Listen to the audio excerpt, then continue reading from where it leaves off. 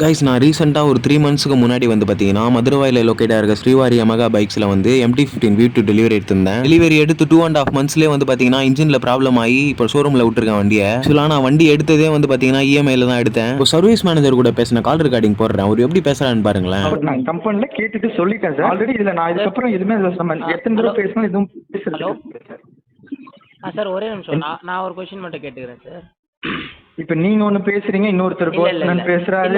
இல்ல நான் ஒரு கொஸ்டின் மட்டும் கேட்டுக்கிறேன், அதுக்கு மட்டும் ஆன்சர் பண்றீங்களா? கேளுங்க சார், சொல்லுங்க. ஒன்றும் இல்லை சார். இப்போ வந்து நீங்க சர்வீஸ்ல ஒரு ஆயில் ஊத்துறீங்க, ஓகேவா?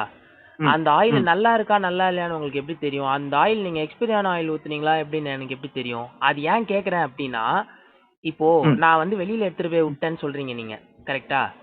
இப்போ நான் வெளியில எடுத்துட்டு போய் விடுறேன்னா எனக்கு அவசியமே இல்லாம நான் ஏன் சார் வெளில எடுத்துட்டு போய் விடணும்? வண்டியில இப்போ இன்ஜின் ஆயில் இல்ல, வண்டியில எனக்கு ப்ராப்ளம் வரல அப்படின்னா நான் எதுக்கு எடுத்துட்டு போய் வெளில விடணும் வண்டிய?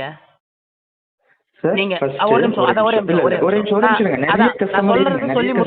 நான் சொல்றது சொல்லி முடிச்சிடுறேன். ஒரே நிமிஷம்.